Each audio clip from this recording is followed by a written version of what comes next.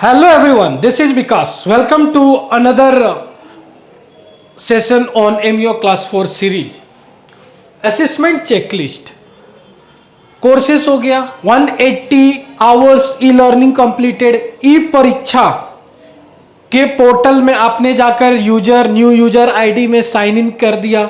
Suppose अगर आप कुछ डिफिकल्टी फेस कर रहे हो, क्लियर, साइन अप कर दिया. साइन अप के बाद कुछ डिफिकल्टीज फेस कर रहे हो, आप साइन इन नहीं कर पा रहे हो, तो डीजीएस को ईमेल करो, या डीजीएस खुद आपको 24 और 36 और मैक्स टू मैक्स 48 आवर में ईमेल आईडी करता है with activation link and your user name and new password. अब again same user name and जो डीजीएस आपको न्यू पासवर्ड भेजा है वो सेम ई परीक्षा पे जाकर साइन इन करो, आप इजिली पोर्टल को एक्सेस कर पाओगे. उसके बाद आप सारे डॉक्यूमेंट्स अपलोड करो. And yes, most important thing, जब आप डॉक्यूमेंट अपलोड कर रहे हो तो डॉक्यूमेंट की स्पेसिफिक फाइल साइज होती है. नॉट लाइक कि पासपोर्ट आप पीडीएफ फॉर्म में अपलोड कर रहे हो तो वो नहीं होने वाला है, सीडीएस पीडीएफ फॉर्म में अपलोड कर रहे हो तो वो नहीं होगा. सेपरेट पेजेस होते हैं एंड उसकी एक सेपरेट फाइल की साइज होती है, उसी साइज में आपको अपलोड कर रहा है. Many more documents like sea service letter, testimonial, CDC, passport,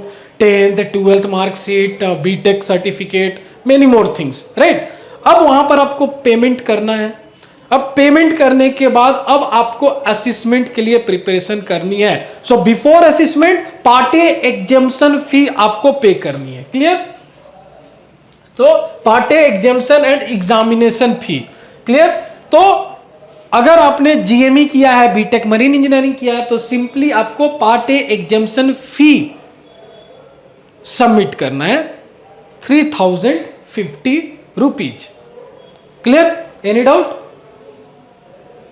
now these are the certificates. ये सर्टिफिकेट्स होनी चाहिए तभी आप पार्ट ए एग्जामिनेशन के लिए एलिजिबल हो. Like CDC, passport, INDoS number certificate, educational qualification, pre sea training course, 4 year marine engineering degree course, right. अगर GME किया है तो 1 ईयर जीएमई स्पॉन्सरशिप, जो भी कॉलेज से किया है उसकी 1 year GME certificate, valid medical certificate. Yes, sea valid medical certificate means certificate DGS format में ही होनी चाहिए. Clear? BST STCW courses certificate, SD course certificate, then आप एलिजिबल हो. पार्ट ए एग्जामिनेशन फी आप पे कर सकते हो 3050 rupees. Next,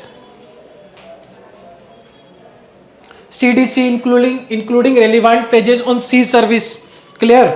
Passport, copy of filed pages, validity page of RPSL number issued by the company, C service testimonial, all for advanced courses.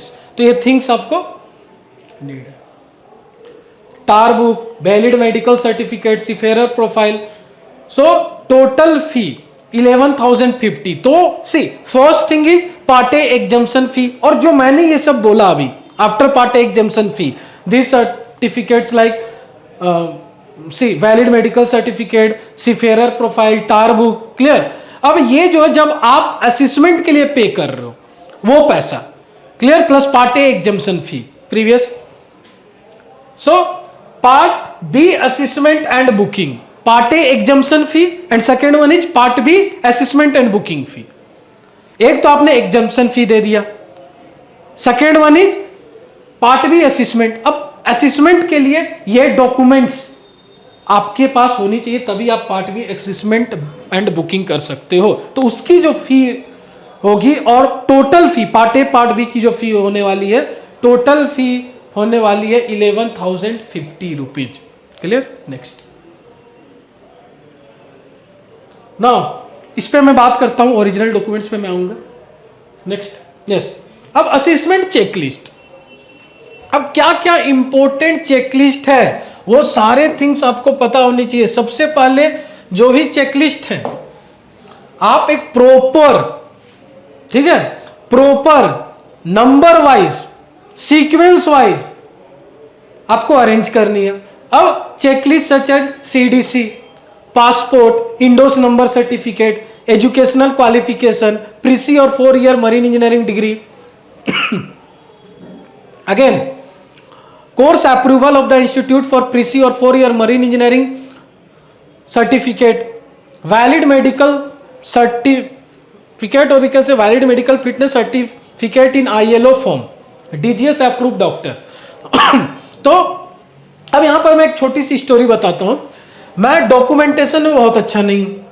तो जब मैं class 4 की असेसमेंट दे रहा था, तो मेरी जो मेडिकल फिटनेस थी, क्लियर, वो ऑलरेडी सेलिंग के बाद एक्सपायर हो गई थी. तो मेरी जो मेडिकल सर्टिफिकेट थी, मुझे अब न्यू मेडिकल सर्टिफिकेट इशू करना था for orals and written exams के लिए. तो मैंने जस्ट गूगल किया. गूगल में मैंने क्या टाइप किया, डीजीएस अप्रूव्ड डॉक्टर जो मेडिकल सर्टिफिकेट मुझे दे सकते हैं. एंड गूगल में भी वो डीजीएस अप्रूव्ड डॉक्टर्स की लिस्ट आई, और मैं अकॉर्डिंगली उन डॉक्टर्स के पास गया. वहां पर जो भी मेडिकल चेकअप्स होना था वो हो गया, और मुझे एक सर्टिफिकेट मिला. अब मैं वो सर्टिफिकेट लेकर, ये सारी documents along with medical certificate लेकर मैंने एमएमडी में गया. अब मैंने एमएमडी में जाकर अपनी डॉक्यूमेंट सबमिट की. After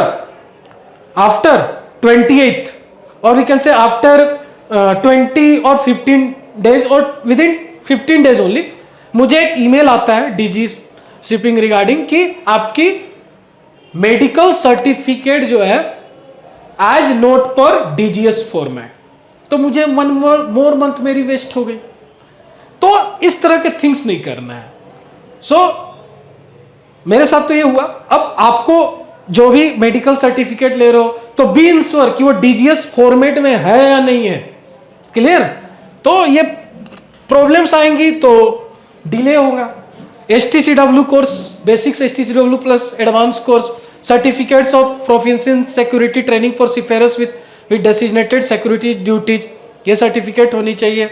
MO class for part A examination, that is 3050 rupees. Clear. Assessment 3000. Clear.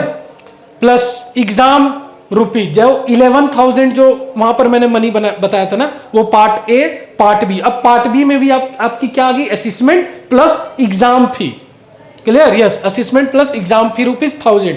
अब ये 1000 रुपीज है ना, अगर आप 1 डे में 2 एग्जाम्स देते हो, जैसे फर्स्ट डे में मोटर MEP है, तो 1000 में ही वो सारा एग्जाम्स, 2 एग्जाम्स आप दे सकते हो. लेकिन आप सिर्फ एक एग्जाम देने चाहते हो. सपोज आपने मोटर एग्जाम दिया, मोटर में आप फेल हो गए, MEP में पास हो गए, तो नेक्स्ट टाइम सेम डे पे मोटर MEP होगा, तो आप मोटर वाले टाइम पे तो जाओगे नहीं, आप MEP वाले पार्ट में जाओगे.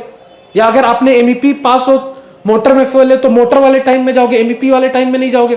तो वहां पर आपको एनी हाउ 1000 रुपीज ही लगेगा. क्लियर. चलो, next thing is total 11,000 rupees आपको लगनी है. Part B assessment and booking के लिए ये सारे थिंग्स हैं, आपको रेडी रखनी है, जो मैंने आपको स्लाइड के फॉर्म में आपको बता दिया. जब आप चेकलिस्ट के लिए जाओ, जब भी आप MMD जाओगे, तो ये थिंग्स आपकी प्लास्टिक फोल्डर में होनी चाहिए. प्लास्टिक फोल्डर आपको स्टेशनरी शॉप में मिल जाएगी, वहां पर जाओ, बोलो प्लास्टिक फोल्डर चाहिए, एंड अकॉर्डिंगली आप सारी डॉक्यूमेंट्स आपको अरेंज करनी है. और बी इंश्योर, क्लियर, कुछ भी जो सर्टिफिकेट्स है वो मिस ना हो, क्योंकि आपको दोबारा आना होगा. वहां पर आप जब जाओगे, ये सर्टिफिकेट वो लोग सारा आपको वेरिफिकेशन के लिए लेंगे, साथ में आपको EXN 45 देंगे, जहां पर आपको कॉलेज में जो टार बुक मिला था ना, उसकी रेफरेंस वहां पर आपको फिल करनी होगी. There is one reference number, वो फिल करनी होगी. आप अपने साथ कॉलेज वाली टार बुक भी लेते जाना. ठीक है. वहां एक रेफरेंस नंबर फिल करनी होती है. तो ये छोटी छोटी थिंग्स हम भूल जाते हैं. हमारे पास फोटो भी नहीं होती है उसकी. अब हम वहां गए, अब हमें पता ही नहीं है कि टार बुक भी लानी थी, उसके चलते फिर से आपको डिले होगा. तो ये थिंग्स हैं. क्लियर. काफी सारे ऐसे लोग हैं जो MMD के बाहर घूम रहे हैं, यार ये डॉक्यूमेंट नहीं है, जेरोक्स शॉप ढूंढ रहे हैं, क्योंकि जरूरी नहीं कि हर MMD के बाहर जेरोक्स शॉप काफी सारे हैं, ये भी जरूरी नहीं है. ठीक है. तो ये थिंग्स आपको इंश्योर करनी है ताकि आप डिले ना हो. So all document you should carry at the time of checklist. Okay. Next. Now, if you are preparing for MEO class 4 returns and oral exam, so we launched MEO class 4 excellence package, जहां पर आपको return plus orals की lectures tutorials provide की गई है, recorded lectures tutorial है।